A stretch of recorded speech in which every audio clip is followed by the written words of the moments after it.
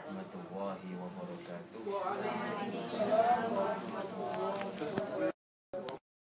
Alhamdulillahi rabbil alamin. Asyhadu an la ilaha illallah wa asyhadu anna Muhammad Rasulullah. Allahumma salli ala Sayyidina Muhammad wa ala ali Sayyidina Muhammad. Alhamdulillah kita bisa melanjutkan kembali untuk ngaji kitab Wasiyatul Mustafa, kitab yang isinya adalah wasiat dan nasihat-nasihat Nabi Muhammad sallallahu alaihi wasallam kepada putra menantunya yaitu Sayyidina Ali karramallahu wajhah, yang dikarang oleh Syekh Abdul Wahab Asy-Sya'rani. Acara ini terselenggara berkat kerjasama Ikatan Mahasiswa Tegal Ciputat, ngajinya juga di Sekret IMT Ciputat, kerjasama dengan PP Ibnu, kerjasama dengan Al-Maliki Center, dan live streaming oleh Santri Online. Alhamdulillah, kalau kita kemarin sudah ngaji terkait beberapa bab yang menarik, malam ini kita akan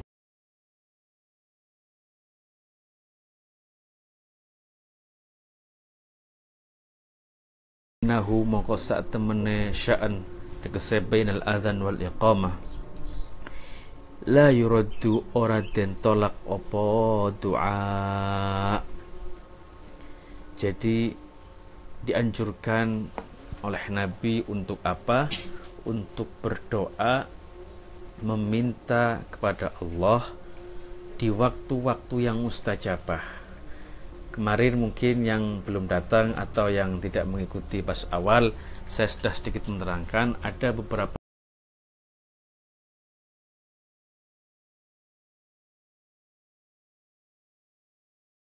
surau di masjid-masjid dahulu itu ada yang namanya puji-pujian kan, yang biasanya bahasa Jawa atau syairnya Gus Dur kan, gimana? Pada malu ya. Ya Rasulullah salamun alaik ya Rafi. Aduh, sampai ada apa? Ada menggunakan bahasa setempat, sehingga selain mendakwahkan juga memanjatkan pujian, juga apa? Juga meminta kepada Allah Subhanahu wa ta'ala. Karena apa? Bainal adzan wal iqamah itu termasuk apa? Termasuk doa-doa waktu yang mustajabah. Jadi tidak garing, musola itu rame, masjid itu tidak seperti kuburan, kok masjid sepi itu kan. Ba'da tarawih tadarus, setiap ba'da adzan menunggu iqamah ada pujian. Kadang-kadang anak kecil itu kan, anak-anak kecil pada senang, supaya senang dengan masjid pada puji-pujian. Saya belum lama ikut sholat di masjidnya teman-teman kita, teman-teman Wahabi itu, habis sholat Isya nggak ada wiridnya, terus antara Isya dengan Tarawih juga diam-diaman langsung Allahu Akbar saja. Setelah Tarawih mau witir pun nggak ada isyarat untuk witir, jadi orang yang nggak biasa sholat di situ bingung. Setelah witir selesai juga selesai sendiri-sendiri, kayak diam-diaman, kayak orang yang mau bertengkar. Padahal bahwa kalau menurut perspektifnya Azumardi Azra dalam tesisnya, salah satunya mengatakan bahwa salah satu yang menjadikan Islam diterima di hati grassroots, masyarakat bawah, masyarakat umum, itu ada the flowery in Islam, ada bunga-bunganya.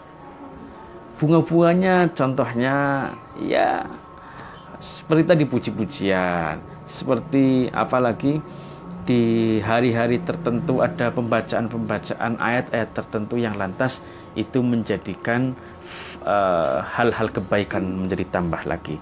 Bismillahirrahmanirrahim.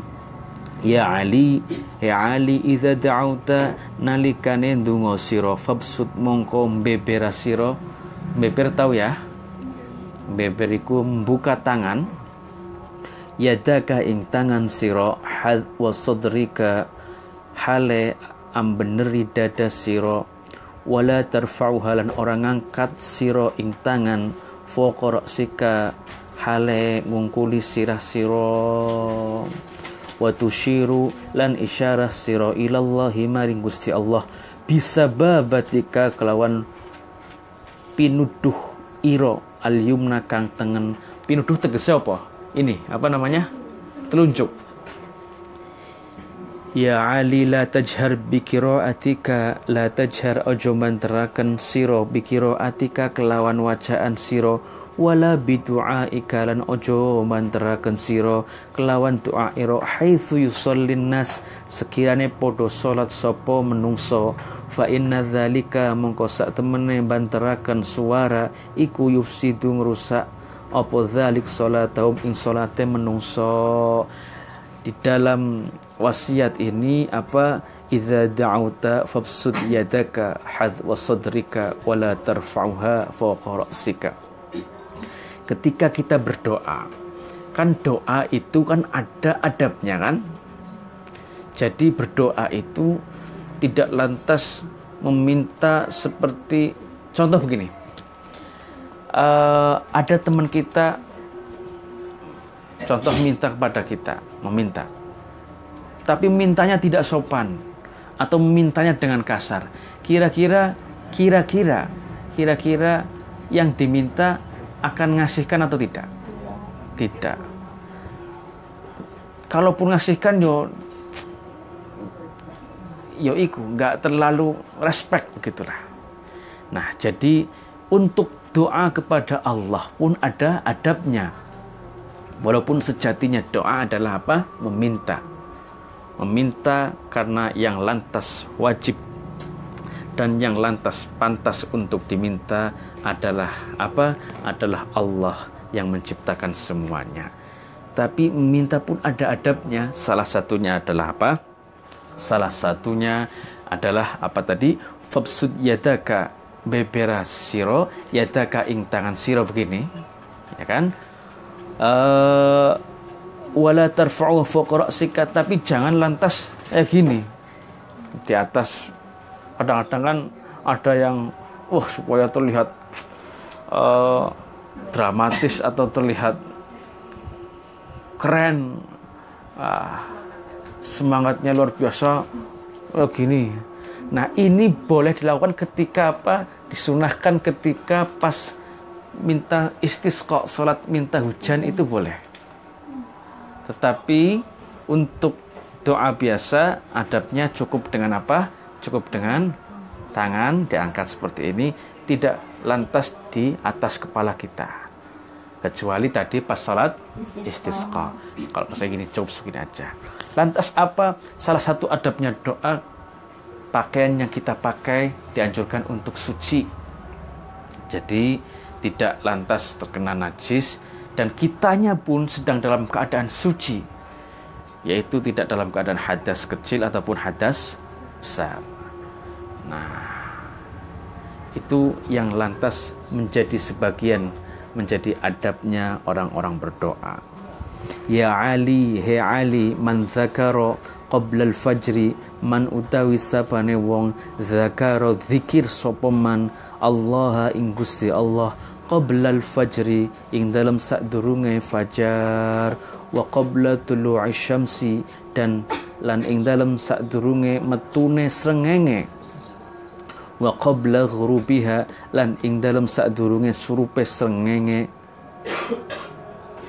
Nah, barang siapa yang zikir kepada Allah sebelum fajar dan sebelum tulu'i syamsi itu sebelum waktu duha itu kan, wa qabla ghurubiha dan sedurunge surupe srengenge. Surup itu apa? Tenggelamnya, berarti ketika mau maghrib itu ya. Istahya mongko isin sapa Allah Gusti Allah ayu aziba ing arep yen toh nyiksa sapa Allahu ing man binari kelawan neraka. Artinya apa? Kalau kita meminta, kalau kita berdoa kepada Allah Subhanahu wa taala qabla al-fajri wa qabla tulu'i syamsi wa qabla ghurubiha, istahyallah ayu azibahu binnar. Kita akan dijauhkan dari api neraka oleh Allah Subhanahu wa taala. Terkait tadi bahwa ada waktu-waktu yang mustajabah, yang lantas para ulama-ulama kita menggunakannya untuk apa? Sebagai strategi dakwah, sebagai strategi syiar Islam, sehingga ada puji-pujian, termasuk juga apa? Termasuk juga beberapa yang lantas menjadi strategi dakwah kepada umat pada waktu itu. Salah satunya apa? Salah satunya adalah ketika kalau rekan-rekan atau kader-kader IMT, Al-Maliki Center, PP Ibnu melihat masjid-masjid kuno, itu di depannya ada kotakan yang untuk nyemplung air kan? Yang satu mata kaki itu kan? Iya. Kalau dicari di dalam Qur'annya mesti tidak akan ketemu bahwa salah satu standar masjid itu di depannya harus ada kotakan yang di situ ada air yang untuk apa? Bahasa Jakartanya apa iku? Yo ikulah apa kecupakan. Iku apa nyemplungnya kaki di air itu. Di dalam hadis pun tidak ada. Nah, itu yang menjadi tuduhan orang-orang Wahabi kepada NU di masjid-masjidnya NU, itu nggak ada dalilnya. Iya kan? Nah, lantas Anda sebagai kader-kader, sebagai orang yang secara amaliyah Ahlus Sunnah wal Jamaah An-Nahdiyah harus bisa menjawabnya. Nah, salah satunya adalah itu juga menjadi bagian dari strategi dakwahnya para wali songo, menjadi strategi dakwahnya para ulama-ulama sepuh kita. Apa? Zaman dahulu dalam kesejarahannya, orang Hindu Buddha ketika baru masuk Islam, bersing sawah, habis dari sawah kena kotoran kerbau, kena kotoran ayam, langsung masuk saja masjid, langsung mau sholat saja. Tetapi dalam dakwah bil hikmah wal mau'izah hasanah, itu tidak lantas, "Hei kamu najis, nggak boleh masuk apa masjid, haram." Tidak galak lah, tidak seperti beberapa ustadz-ustadz yang kadang-kadang ada yang galak gitu kan. Nah, para innallaha mangkosatuhune Allah iku yaktubu nulis sapa Allah liman maring wong yajlisu kang lungguh sapa man makanahu ing panggonane man hujjatan ing lunga haji wa umratan lan umrah au itqa raqabatin utawa memerdekakan budak au sodaqata alfi dinarin atau sodaqah 1000 dinar fisabilillah ing dalem agamane Allah. Ya Ali idza shallaita, saya ulangin lagi, nalikane salat sapa sira faqud mongko lungguh sira makanaka ing panggonan sira hatta tatlu'u hingga metu apa asyamsu srengenge fa innallaha mongko satuhune Allah yaktubu nulis sapa Allah liman maring wong jadi sukang lungguh sapa man maka nahu ing panggonane man.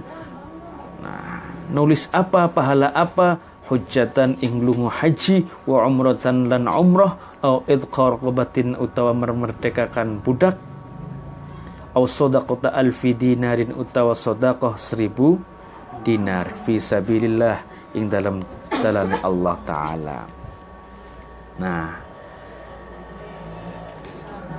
di sini dijelaskan terkait apa? Terkait orang yang apa? Dalam hal ini adalah sholat subuh, terus habis itu tidak langsung apa? Tidak langsung pergi, tetapi apa? Zikir dulu kepada Allah.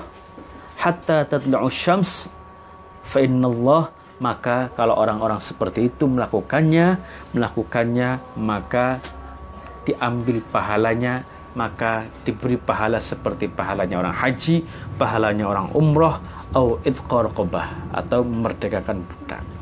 Apa saja bacaan-bacaannya nanti akan diterangkan di hadis-hadis berikutnya yang harus dibaca, yang dianjurkan untuk dibaca. Silahkan nanti ditulis semua, nanti yang bisa diistiqomahkan yang mana. Nah, syukur-syukur sih bisa semua, tapi ya minimal ada satu yang Anda bisa istiqomahkan. Karena apa? Di dalam kitab Wasiatul Mustafa termasuk apa? Menjadi guide, menjadi petunjuk, termasuk memberi guidance. Ini bacaannya nanti ada dibahas di belakang. Karena apa? Kadang-kadang begini. Pernah dengar nggak orang yang mengamalkan zikir-zikir, aurat-aurat tanpa guru dari buku-buku? Karena sekarang ada di pasar buku itu kan, buku-buku kecil, mujarobat, tapi tanpa guru, yang akhirnya menjadi aneh orang itu. Bahkan ada yang menjadi gila, bahkan ada yang lantas dalam tanda kutip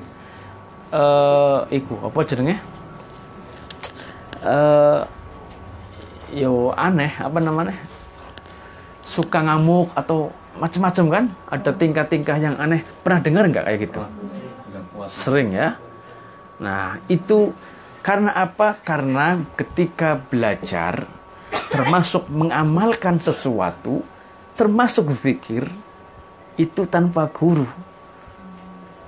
Nah, pertanyaannya, zikir kan baik, kok kenapa dibaca kok lantas bisa menjadi sesat, atau bukan sesatnya apa, aneh, atau ada perilaku ekspresi-ekspresi yang lain? Bukan masalah itunya, tetapi bahwa sesuatu itu butuh yang namanya pembimbingnya. Termasuk hal yang baik kayak obat saja. Saya analogikan obat itu untuk menyembuhkan enggak? Iya.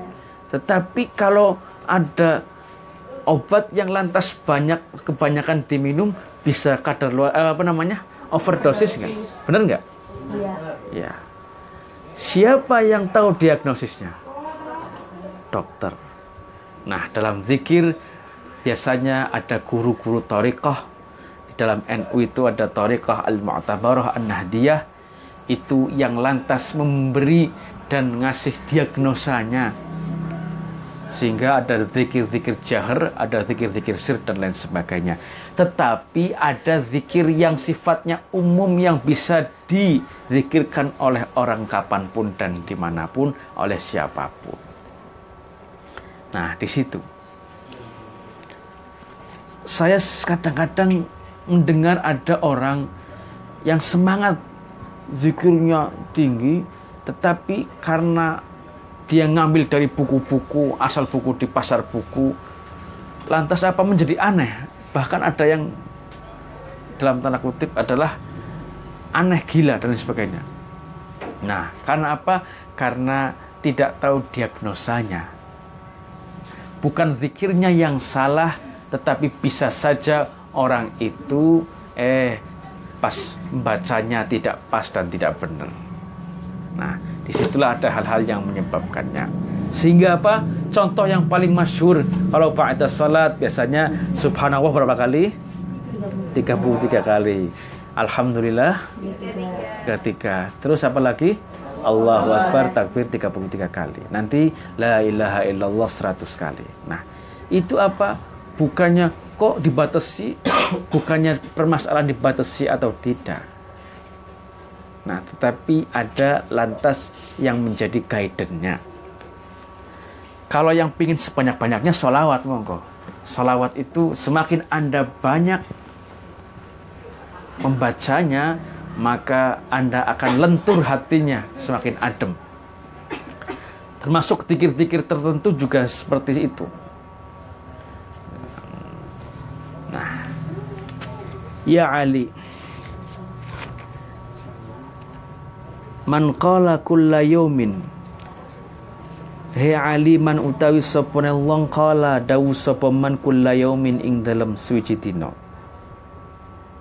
khamsatan kelawan 5 wa 20 lan 20, 5 tambah 20 pinten? 25 ya.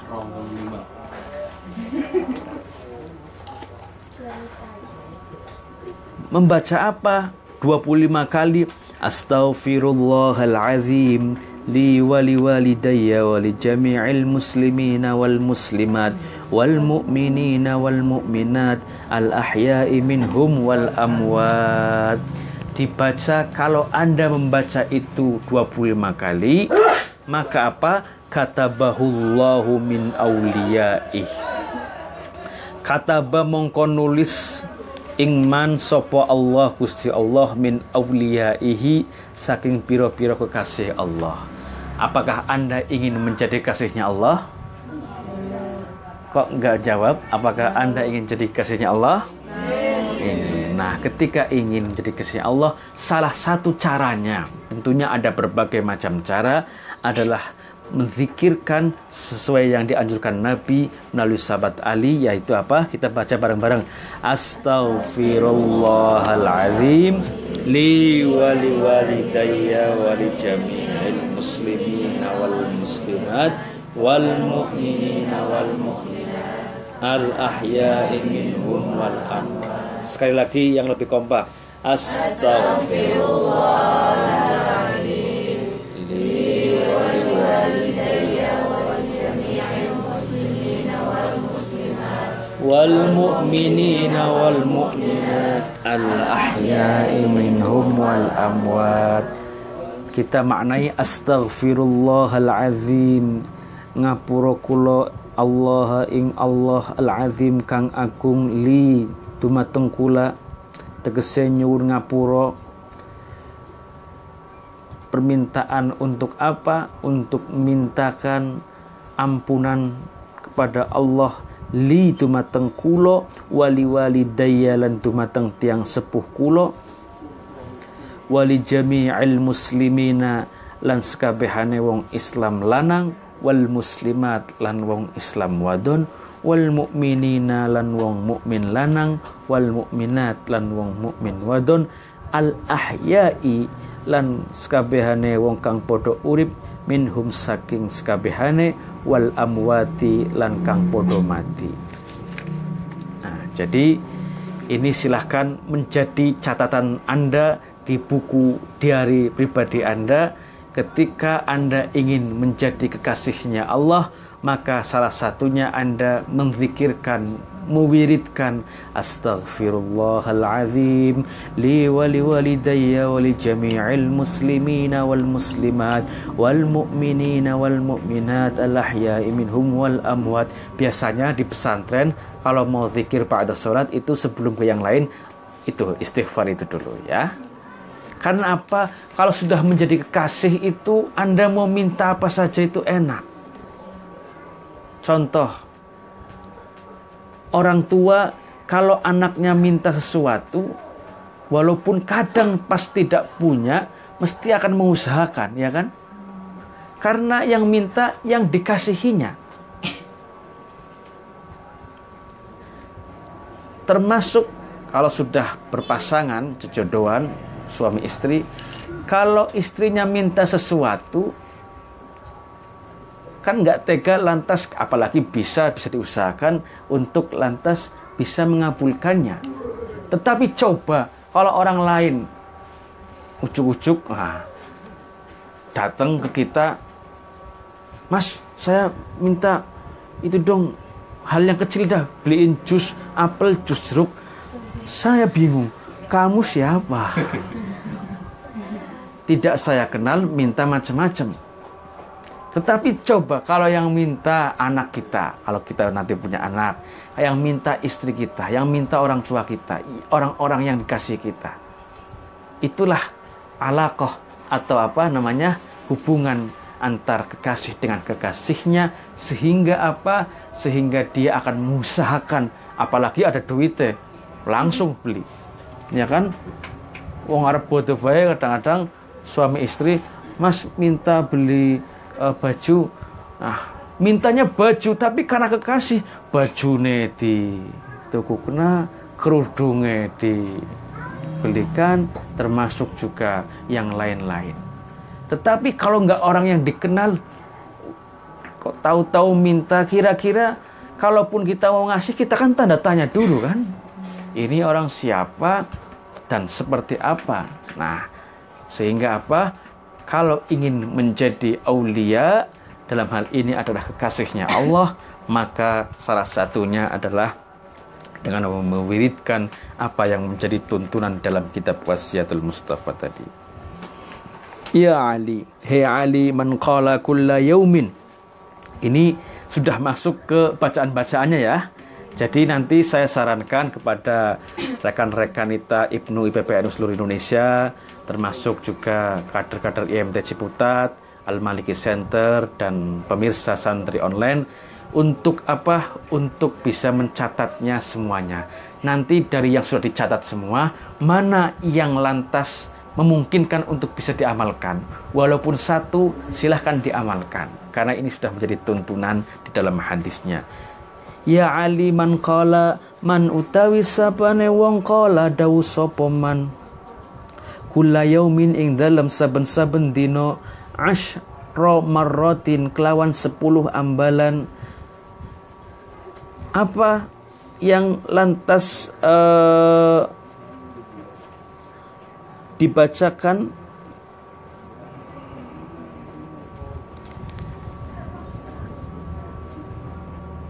La ilaha illallah qabla kulli ahadin, la ilaha illallah ba'da kulli ahadin, la ilaha illallah yabqa rabbuna wa yafna kullu ahadin. Ya. Kalau orang membaca itu setiap hari 10 kali, lam yabqa mongko ora keri sapa malakun piro-piro malaikat fis samawati ing dalam piro-piro langit. Ora keri apa? Ora kali illa astaghfar lahu, kejaba nyuwunaken ngapura sapa malaikat lahu maring man. Dosa kita sebagai manusia itu sangat-sangat banyak. Saya, Anda, dan kita sebagai manusia itu tempatnya lupa, tempatnya dosa. Karena apa? Karena kita di dalam kehidupan sosial banyak bertemu dengan banyak hal yang lantas tidak memungkinkan untuk maksiat, untuk berbuat salah ataupun keliru. Nah, supaya apa? Kalau kita bisa melanggengkan bacaan ini 10 kali saja setiap hari, maka lam yabqa malakun fis samawat illa astaghfar lahu. Malaikat di langit itu akan minta apa? Memintakan ampunan, istighfar, memintakan ampunan kepada Allah. Bacaannya, ayo kita baca bareng-bareng. Bismillahirrahmanirrahim. La ilaha illallah qabla kulli ahadin, la ilaha illallah ba'da kulli ahadin, la ilaha illallah yabqa rabbuna wa yafna kullu ahadin. Nah, itu nanti dibaca kalau memang memungkinkan. Saran saya ditulis dulu dari anjuran-anjurannya, nanti mana yang mungkin dibaca. Syukur-syukur semuanya bisa dibaca, dan tidak hanya dibaca tetapi diistiqomahkan, tetapi dilanggengkan. Karena apa? Al-istiqomah khairu min alfi karomah. Istiqomah itu khairu min alfi karomah, lebih bagus dari 1000 karomah. Sehingga ada karomah-karomah, kan ada sering dengar keramat-keramat gitu kan, karomah-karomah para ulama dan sebagainya. Para ulama, para sufi, kalau kita mempelajarinya di beberapa kitab-kitab tasawuf, termasuk kitab Risalah Kusyairiyah, termasuk beberapa kitab-kitab tasawuf yang lain, sebenarnya itu tidak menginginkan karomah. Tetapi apa? Tetapi karena beliau istiqomah, Allah memberi reward karomah, memberi apa? Bonus, memberi apa? Anugerah karomah. Karena mereka dekat dengan Allah, karena mereka apa? Karena mereka bisa menyayangi, karena mereka bisa lantas memberi rasa aman dan nyaman di lingkungannya, sehingga karomahnya muncul. Salah satu karomahnya adalah bisa ini, bisa itu, bisa menyembuhkan orang sakit, bisa macam-macam. Nah, tetapi ada sebaliknya. Makanya ini harus kita harus lebih cermat, ada orang yang ingin punya karomah. Ya kan? Ada orang yang, saya pengen bisa menyembuhkan orang sakit supaya nanti bisa buka klinik untuk penyembuhan. Ada lagi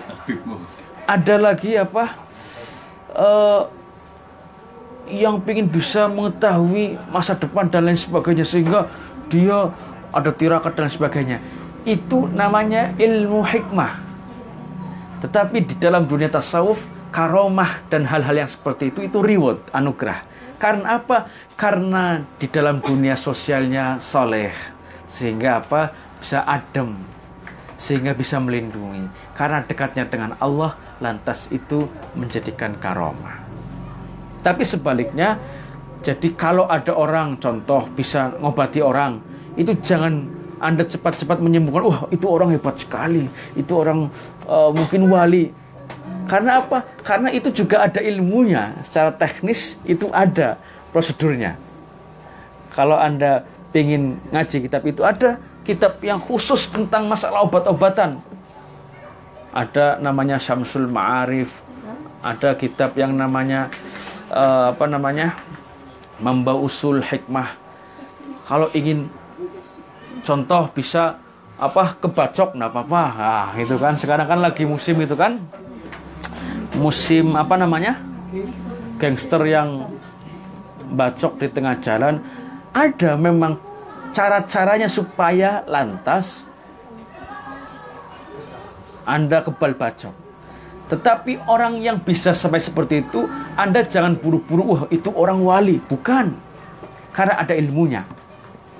Nah, tetapi kalau para wali-wali Allah punya karomah yang luar biasa, bisa menyembuhkan, bisa sampai, contoh dulu itu dalam kisahnya Mbah Kiai Dimyati Rois, pengasuh pesantren Al-Fadlu Kaliwungu, itu wakila salah satu karomahnya, kalau mutolaah kitab itu di atas pohon kelapa, belarak, tahu nggak? Kan logikanya kalau dinaikin orang itu akan jatuhkan.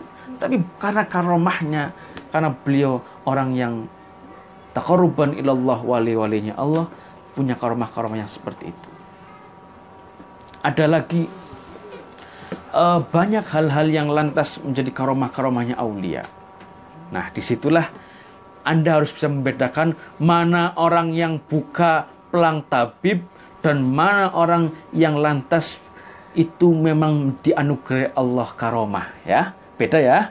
Jadi kalau ada orang yang bisa menyembuhkan lantas buka tabib, apalagi dikomersialisasikan harus dengan mahar segini, harus dengan bayarnya segini dan sebagainya, Anda jangan cepat-cepat menyembuhkan itu wali. Tetapi itu ada ilmunya untuk sampai kepada situ. Tapi orang-orang yang karomah, justru para ulama tidak ingin karomahnya muncul.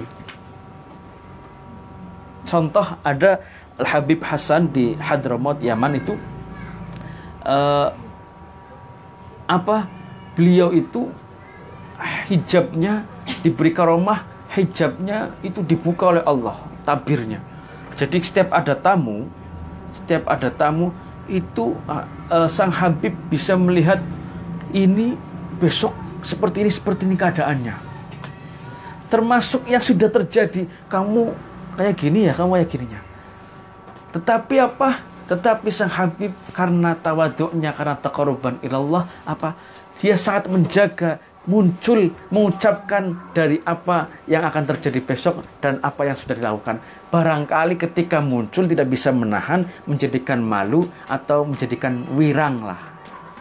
Wirang apa menaik? Rasa malu atau nggak enaknya orang ketika itu. Sehingga dalam kisahnya itu pernah 10 tahun uzlah untuk tidak keluar rumahnya, meminta kepada Allah, bermunajat supaya karomahnya dihilangkan. Sebaliknya kan, kalau orang-orang yang kadang-kadang takabur, malah ingin dapatkan karomah, saya ingin bisa terbang, saya ingin kebal bacok, saya ingin bisa ngobati, malah yang dicari kan. Tapi kalau para wali-walinya Allah malah kadang-kadang ingin menghilangkan, ingin menjadi manusia normal, manusia yang seperti orang-orang umum menjalankannya. Nah, disitulah bedanya wali dan orang yang lantas mencari keramat tapi untuk, dalam tanda kutip, hal-hal yang lantas supaya dilihat orang. Walaupun kalau niatnya untuk menolong tidak apa-apa, baik gitu ya. Ya Ali, mangkala kulla yaumin. Nah, ini bacaan lagi. Barang siapa yang ngucap kulla yaumin ing dalam saben-saben dina, Allahumma barik li fil mauti wa fima ba'dal mauti. Ngucap Allahumma barik li, duh Allah barik mugi berkahi panjenengan li maring ingsun, fil mauti ing dalam mati, wa fima lan ing dalam barang ba'dal mauti ing dalam sakwise mati. Kalau kita bisa mengistiqomahkan membaca yang tadi disebutkan, lam yuhasibhullah, maka ora ngelandrat ingman sapa Allah. Ngelandrat itu ya menyiksa, menghisab, bima kelawan barang fa'ala kang agawe sapa man ing ma fid dunya ing dalam dunya. Gimana tadi bacaannya? Kita bareng-bareng. Allahumma barik li fil mauti wa fima ba'dal mauti. Satu kali lagi. Enggak, sampai situ saja. Itu lam yuhasib itu penjelasannya ya. Jadi sampai ba'dal mauti. Bareng-bareng lagi. Allahumma barik li fil mauti wa fima ba'dal mauti.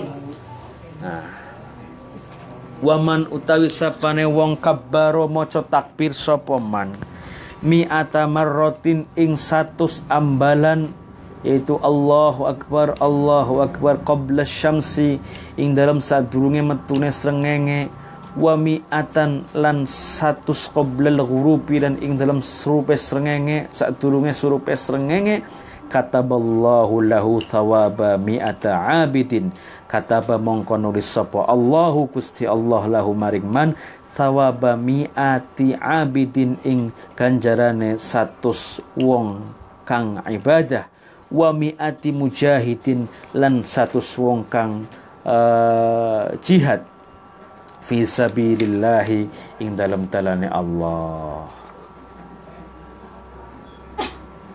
Jadi kalau kita mau mengistiqomahkan membaca takbir, apa bacanya? Allahu Akbar. Takbir itu apa? Allahu Akbar. Jadi takbir itu sebenarnya untuk menenteramkan, kan? Di sini kan? Bukan untuk menjadikan rasa takut. Sekarang itu di jalanan takbir untuk mengancam. Allahu Akbar, jeder. Allahu Akbar, pentung, dur. Allahu Akbar apalagi? Serang. Allahu Akbar, sweeping dan lain sebagainya. Takbir yang esensinya adalah untuk mengagungkan Allah sehingga akan menenangkan jiwa, bukan lantas untuk sebaliknya memberi rasa takut orang yang mendengarnya. Pernah salah satu kesempatan Kiai Marsudi Syuhud itu ditanya terkait tentang takbir. Dikira orang barat bahwa takbir itu adalah instruksi untuk menyerang. Ya, karena orang barat tidak tahu.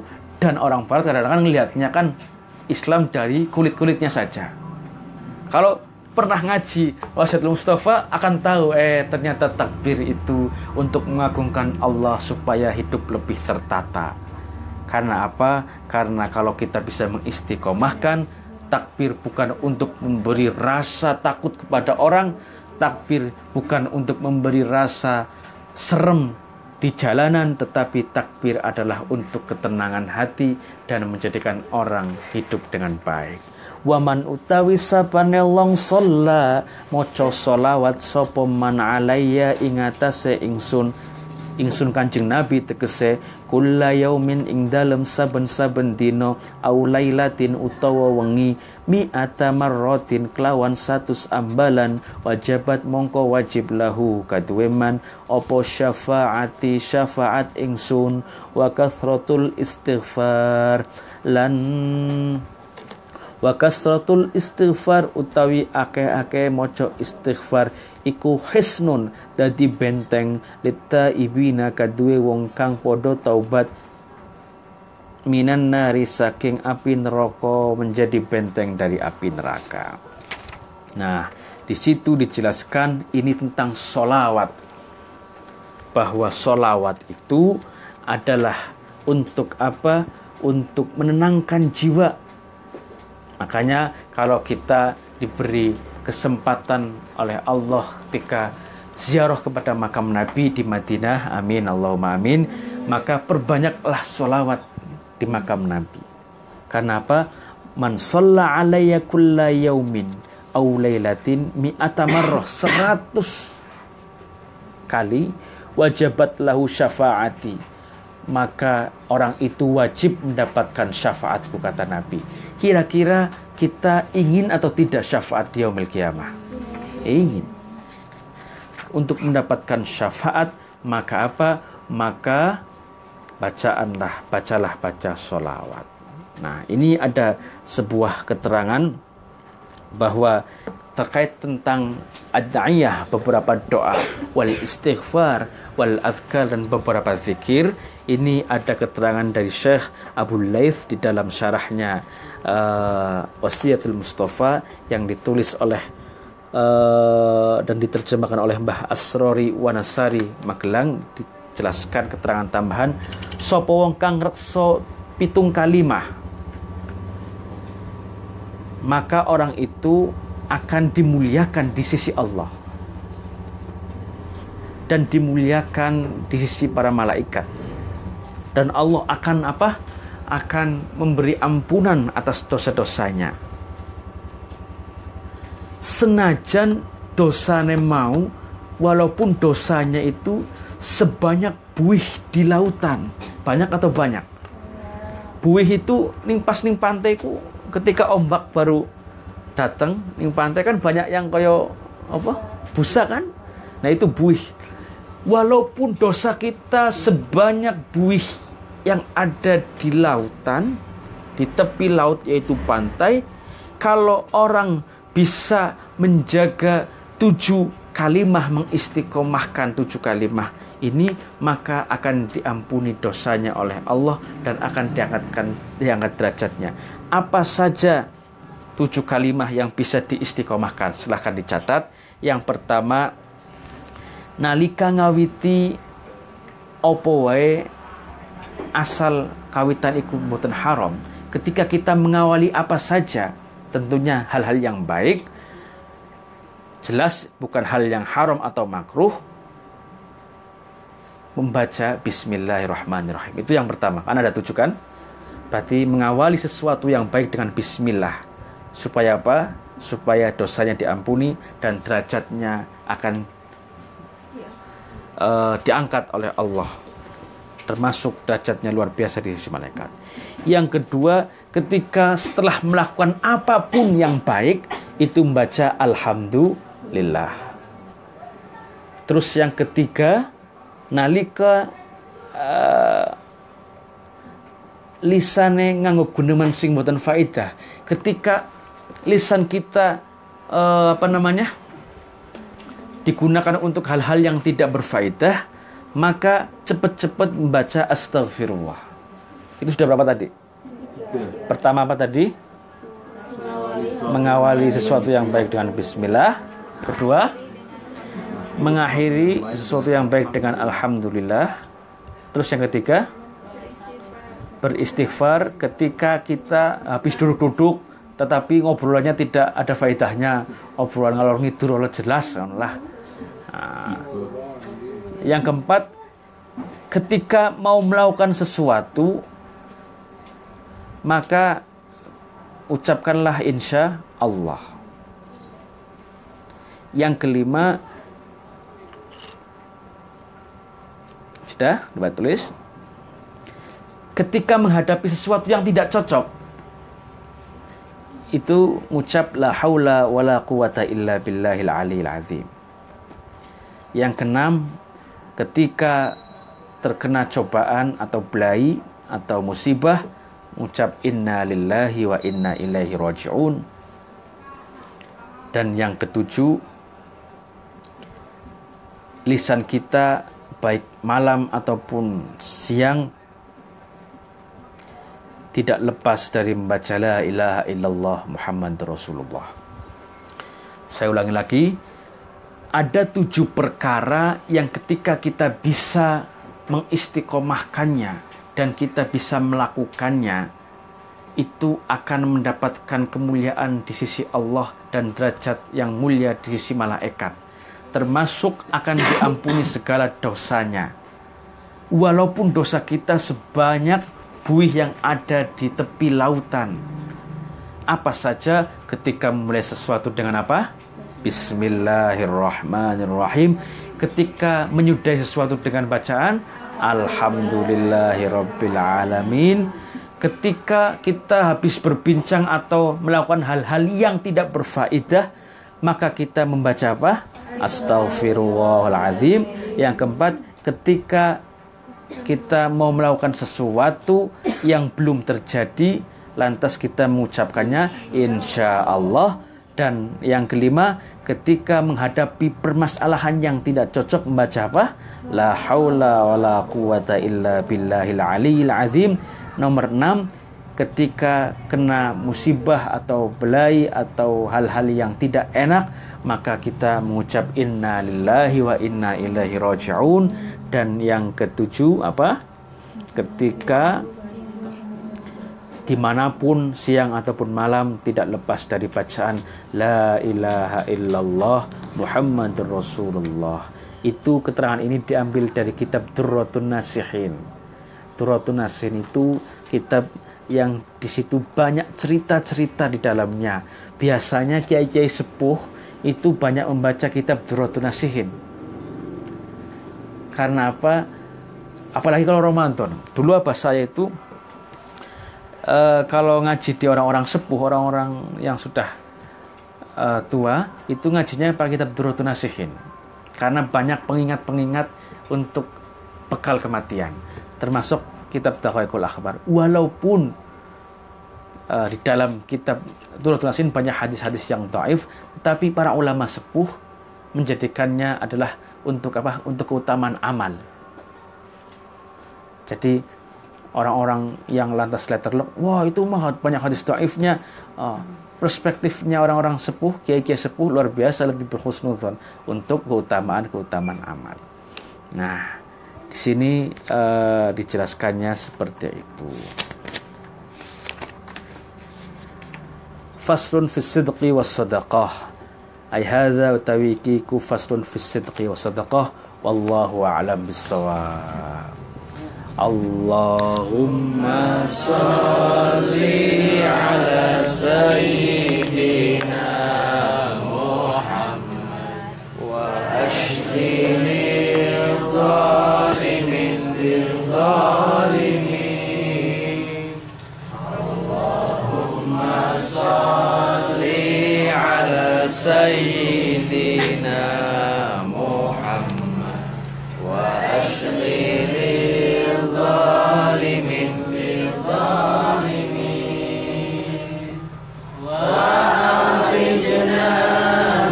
bainihim salimin